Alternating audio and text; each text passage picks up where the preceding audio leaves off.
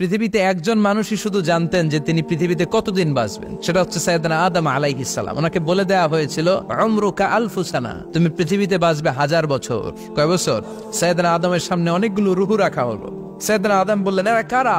আল্লাহ বললেন, এরা হচ্ছে নাসালুক, তোমার বংশধর, পৃথিবীতে তোমার পর এরা পৃথিবীতে আসবে। সাইয়েদনা আদম বললেন, আল্লাহ ওই যে একটা রূহ দেখা যায়, এটার নাম কি?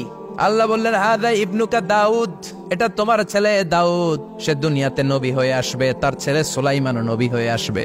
সাইয়েদনা আদম বললেন, মাবুদ, আমার ছেলে দাউদের কত বছর হায়াত আপনি দিয়েছেন? আল্লাহ বললেন, 40 সানা, মাত্র 40 বছর, 4 ইয়ার্স, 40 বছর তোমার ছেলেটা বাঁচবে। ও আল্লাহ, আমি বাঁচবো কয় বছর? তুমি বাঁচবে 1000 বছর। সুবহানাল্লাহ। সাইয়েদনা আদম বললেন, মাবুদ, এত ফুটফুটে সুন্দর আমার ছেলে দাউদ, মাত্র 40 বছর দিলেন কেন? জিদ মিন উমরিহি, বাড়ায়া দেন। সুপারিশ করতেছে পোলার লাইগা কে? বাবা। আল্লাহ আপনি বাড়ায়া দেন, আল্লাহকে বাড়ানো যাবে না। লেখা হয়ে গেছে, রুফিআতিল আকলাম ওয়া জাফফাতিস সুহুফ, কলম তুলে নেওয়া হয়েছে আর কালি শুকায় গেছে, আর কিছু করা যাবে? সাইয়েদনা আদম বললেন, মাবুদ, আমার 1000 বছর কেন দিলেন? আমার এই সুন্দর ফুটফুটে ছেলেটারে শুধুমাত্র 40 বছর কেন দিলেন? ও মাবুদ, আমার 1000 বছরের দরকার নাই, আমার 1000 বছর থেকে 60 বছর আমি আমার ছেলেরে দিয়ে দিলাম। দাউদ আলাইহিস সালাম বাঁচবে 40 বছর, তো বাপ আদম যদি আরো 60 দেয়, 40 আর 60 মিলে কত হয়? ভালো হিসাব বোঝে, 100। আর আদম আলাইহিস সালাম পেয়েছিলেন 1000 বছর, 60 কমে গেলে রইল কত? 940 বছর পৃথিবীতে থাকার পরে মালাকুল মাউত চলে এসেছে, কারণ এটা on time. The death will come on time, it never late, কখনো দেরি হয় না। আল্লাহ বললেন, লিকুল্লি উম্মাতিন আজালুন ফাইযা জাআ আজালুহুম লা ইস্তাখিরুনা সাআতান ওয়া লা ইস্তাকদিমুন। মৃত্যুর একটা নির্ধারিত সময় আমি বেঁধে দিয়েছি, অন টাইম, অন টাইমেই চলে আসে, 1 সেকেন্ড আগেও আসবে না, 1 সেকেন্ড পরেও আসবে না। 940 বছর বয়সে মালাকুল মাউত এসে হাজির, এসে বলল, জিতু আন আকবাদা রূহাক, রূহ কবজ করতে আসছি। আদম আলাইহিস সালাম বললেন, রূহ কবজ করতে আসছো মানে? আমি বাঁচবো 1000 বছর। কয় বছর? মালাকুল মাউত বললেন, না না, ওই যে আগের কথা স্মরণ করেন, আপনি 60 বছর দিয়া দিছিলেন। কয় না, আমি দেই নাই, আমি আরো বাঁচুম, আরো 60 বছর পাওনা আছি, আমি দেই নাই। মালাকুল মাউত বললেন, আপনি দিয়েছেন। আদম বলে, দেই নাই। মালাকুল মাউত বলে, আল্লাহ ঘটনা দেখেন, দিয়া কয় দেই নাই। আল্লাহ কয়, থাক, কথা কইস না, আয়া পর। নাসিয়া আদম ফানাসিয়া বানু, ভুলে গেছেন উনি। আমরা ভুলে যাই, আমরা খেয়ে বলছি খাই নাই, নিছিলাম পকেটে, কয় নেই নাই। এরকম ডাকাইত আছে না নাই? নাসিয়া আদম ফানাসিয়া বানু, বিশ্বনবী বললেন, আদম ভুলেছে তো তার সন্তানরাও ভুলে যায়। জাহাদা আদম ফাজাহাদা যুররিয়াতু, আদম অস্বীকার করেছে, তার সন্তানরাও অস্বীকার করে। সেদিন থেকে আল কিতাব ওয়া শুহুদ, মানে লিখে রাখার সিস্টেম আর সাক্ষীর সিস্টেম চালু হয়েছে। সুবহানাল্লাহ পড়েন। 940 বছর বয়সে মালাকুল মাউত এসে আদম আলাইহিস সালামের রূহ নিতে পারে নাই। উনি 1000 বছর যখন হয়েছে, সাইয়েদনা আদম আলাইহিস সালামের রূহ কবজ করেছে।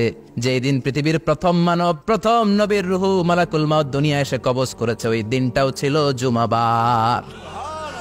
আল্লাহু আকবার। আবার বিশ্বনবী বললেন, লা তাকুমুস সাআ ইল্লা ফি ইয়াউমিল জুমআহ, ইযা যুলজিলাতিল আরদু জিলজালাহা ওয়া আখরাজাতিল আরদু আসকালাহা, ইযা রুজ্জাতিল আরদু রাজ্জান ওয়া বুসাতিল জিবালু বাসসা। কিয়ামতের দিন পৃথিবীটাকে একটা প্রকম্পন দিয়ে কাঁপিয়ে দিবে কে? মারাত্মক একটা ঝাঁকুনি দিবে আল্লাহ, পুরো পৃথিবীটা কেঁপে ভেঙে চুরে খান খান হয়ে যাবে। এই ঝাঁকুনি আর আর্থকোয়েক, ভূমিকম্প এর ঘটনাটা যেদিন ঘটবে, ওই দিনটাও হচ্ছে জুমার দিন। কারণ দিন নয়, ফিহি খালাকাল্লাহু আদম, এই জুমার দিনে আল্লাহ তাআলা সাইয়েদনা আদম আলাইহিস সালামকে তৈরি করেছে। বিশ্বনবী বলেন, লাম্মা খালাকাল্লাহু আদম ওয়া কানা তুলুহু 60 যিরাআন, আল্লাহ তাআলা যখন আদম আলাইহিস সালামকে তৈরি করলেন, 60 হাত লম্বা করে তৈরি করলেন। আর আমরাও যারা জান্নাতে ঢুকবো, আমাদের আকৃতি থাকবে 60 হাত লম্বা। আল্লাহ সাইয়েদনা আদমকে তৈরি করলেন এই জুমার দিনে। আবার সাইয়েদনা আদম আলাইহিস সালামকে পৃথিবীর বুকে তিনি পাঠিয়ে দিয়েছিলেন এই জুমার দিনে। সুবহানাল্লাহ। কুল নাহবিতু মিনহা জামিআ, ও আদম, go down with your wife, তোমার স্ত্রী হাওয়াকে নিয়ে পৃথিবীতে নামো। সাইয়েদনা আদম আলাইহিস সালামকে আল্লাহ তাআলা পাঠিয়েছিলেন শ্রীলঙ্কার একটা পাহাড়ে, অ্যাডামস পিক। ওখানে ঐতিহাসিকভাবে প্রমাণিত, এটা হাদিসে নেই, কুতুবুত তারিখে এসেছে। শ্রীলঙ্কায় একটা পাহাড় আছে, কলম্বো থেকে অনেক দূর। ওই পাহাড়ের চূড়ায় সাইয়েদনা আদম আলাইহিস সালামের ফুটপ্রিন্ট আছে। ফুটপ্রিন্ট মানে পায়ের ছাপ। সুবহানাল্লাহ পড়ো। এটারে বলে ফিঙ্গারপ্রিন্ট। এটারে কি বলে? পায়ের গুলারে একজনের আঙ্গুলের ছাপের সাথে একজনের আঙ্গুলের ছাপের মিল নাই। শুধু তাই না, আমার এই আঙ্গুলের সাথে এই আঙ্গুলের ছাপের কোনো মিল নাই। আয়াহসাবুল ইনসানু আল্লান নাজমা ইযামা বালা কাদিরিনা আলা আন নুসাউইয়া বানানা। আল্লাহ বলেন, গোলাম তুমি মনে করেছো তোমার হাড্ডি গুড্ডি পচে যাবে, তোমাকে আমি একত্রিত করে আবার বানাতে পারবো না? বানানো তো অনেক দূরের কথা, আমি তো তোমার আঙ্গুলের ছাপগুলো সংরক্ষণ করে রেখেছি। চিল্লায় পড়েন আল্লাহু আকবার। 1880 সালে স্যার ফ্রান্সিস গালটন নামে একজন বিজ্ঞানী, তিনি আবিষ্কার করেছেন যে আমাদের আঙ্গুলের ছাপগুলো আলাদা, ফিঙ্গারপ্রিন্ট আলাদা। এই 10টা আঙ্গুলের একটার সাথে আরেকটার কোনো মিল নাই। এই পৃথিবীতে যদি 600 কোটি মানুষ হয় তাহলে 6000 কোটি আঙ্গুল, একটা আঙ্গুলের সাথে আরেকটা আঙ্গুলের ছাপের মিল আছে? যারা সিগনেচার দিতে পারে না এরা কি দেয়? টিপসই দেয়। সুবহানাল্লাহ। কি ম্যাজিক আল্লাহ আঙ্গুলে রেখে দিয়েছে, একটা আঙ্গুলের ছাপের সাথে আরেকটা আঙ্গুলের ছাপের মিল নাই। এখন এই বায়োমেট্রিক অথেন্টিকেশনের জন্য অনেক জায়গায় দিতে হয়। ইমিগ্রেশন পাস করবেন, গিভ ইউর ফিঙ্গারপ্রিন্ট। ভিসা করবেন, Schengen visa, European visa, provide your fingerprint first. Canadian এম্বাসিতে গিয়েছিলাম, সব আঙ্গুলের আলাদা আলাদা ফিঙ্গারপ্রিন্ট রেখেছে। এখন এটা অথেন্টিকেশনের জন্য সিকিউরিটি পারপাস খুব গুরুত্বপূর্ণ, কিন্তু 1500 বছর আগে, 1880 মানে কি 200 বছর তো না, 200 বছর আগে বিজ্ঞানীরা আবিষ্কার করলো। 1500 বছর আগে সূরাতুল কিয়ামার ভিতরে ফিঙ্গারপ্রিন্টের কথা বলেছে কে? আর পায়েরটারে বলে ফুটপ্রিন্ট। এটা প্রাণীদের ক্ষেত্রে প্রযোজ্য, কারণ প্রাণীদের আঙ্গুল নাই, আছে? ওদের আছে পা। বাঘের কয় পা? 4 পা। বাঘের হাত কয়টা? হাত নাই, ওদের পা, ফলে ওদের ফুটপ্রিন্ট লাগে। সুন্দরবনে কয়টা বাঘ আছে এটার একটা হিসাব আছে। কি করে বলে, কেমন করে হিসাব করে? বাঘের কাছে যে গুনে, চেহারা তো একরকম, একটারে 3 বার গণ। কথা গণ কিভাবে গণে তাহলে? বাঘসুমারি হয় কিভাবে? ফুটপ্রিন্ট, পায়ের ছাপ। একটা বাঘের পায়ের ছাপের সাথে আরেকটা বাঘের পায়ের ছাপের কোনো মিল নাই। আবার কাবা ঘরের পাশে একটা ছোট্ট জায়গা আছে, এই জায়গার মধ্যে রব্বুল আলামিন সব নবীদের পিতা সাইয়েদনা ইব্রাহিম আলাইহিস সালামের ফুটপ্রিন্ট রেখে দিয়েছেন। ওয়াত্তাখিযু মিন মাকামি ইব্রাহিম মুসাল্লা। সাইয়েদনা ইব্রাহিমের দাঁড়ানোর জায়গায় তোমরা নামাজের জায়গা করে নাও। আল্লাহু আকবার। সাইয়েদনা ইব্রাহিম আলাইহিস সালামের পায়ের ছাপ আছে কিন্তু মাকাম ইব্রাহিম, আর সাইয়েদনা আদম আলাইহিস সালামের পায়ের ছাপ আছে অ্যাডামস পিকে, শ্রীলঙ্কার ওই পাহাড়ে। তো যেদিন আদম আলাইহিস সালামকে আল্লাহ ওখানে পাঠিয়ে দিয়েছিলেন, ওই দিনটা ছিল জুমার দিন। সুবহানাল্লাহ নাই? এরপরে সাইয়েদনা আদমকে পাঠানো হলো শ্রীলঙ্কায়, সাইয়্যিদাতুনা হাওয়া আলাইহিস সালামকে পাঠিয়ে দেয়া হলো সৌদি আরবের জেদ্দা শহরে। আরবিতে জেদ্দা বা জাদ্দা মানে দাদি, জেদ্দাতুন বা জাদ্দাতুন মানে কি? দাদি। হাওয়া আলাইহিস সালাম আমাদের সবার দাদি, ঠিক কিনা? ওনার নামে এই শহরের নাম।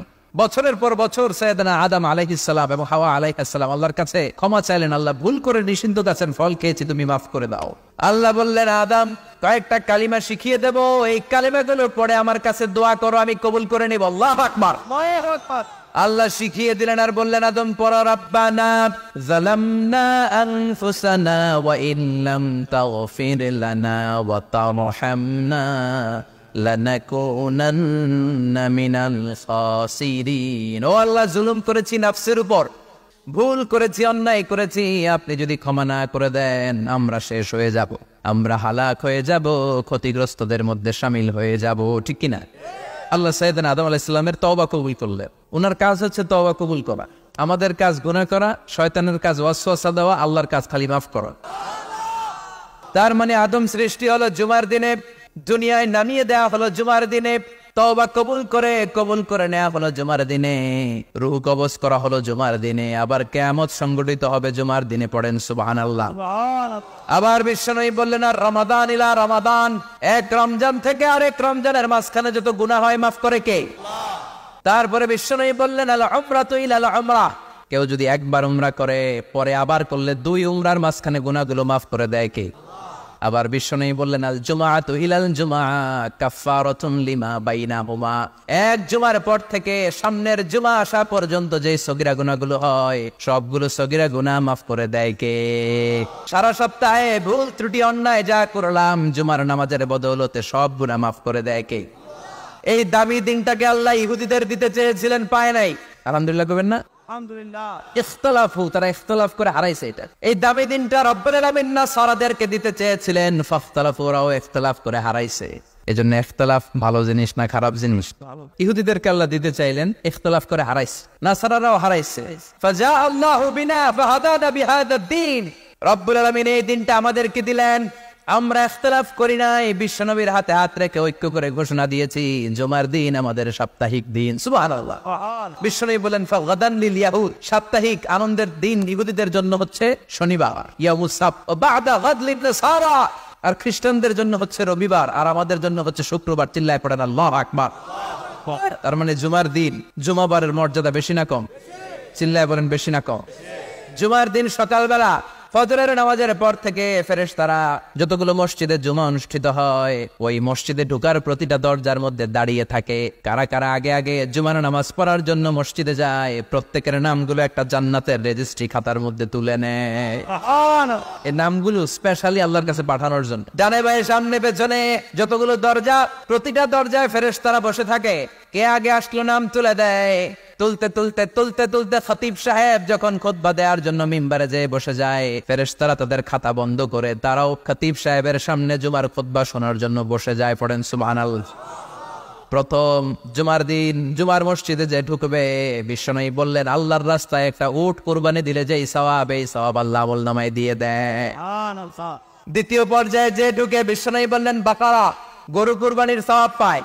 3 নম্বরে যে ঢুকবে, বিশ্বনবী বললেন কাবশা, হাদিসের ভাষায় এসেছে আল কাবাস, কাবাস মানে হলো বকরি, বকরি কুরবানির সওয়াব। 4 নম্বরে যে ঢুকবে তার হচ্ছে দাজাজা, দাজাজা মানে মুরগি। 5 নম্বরে যে ঢুকবে, বিশ্বনবী বললেন বাইদা, নোয়াখালীরা কয় বয়দা, আমরা কই আন্ডা, কুমিল্লায় কই ডিম। আছে না নাই?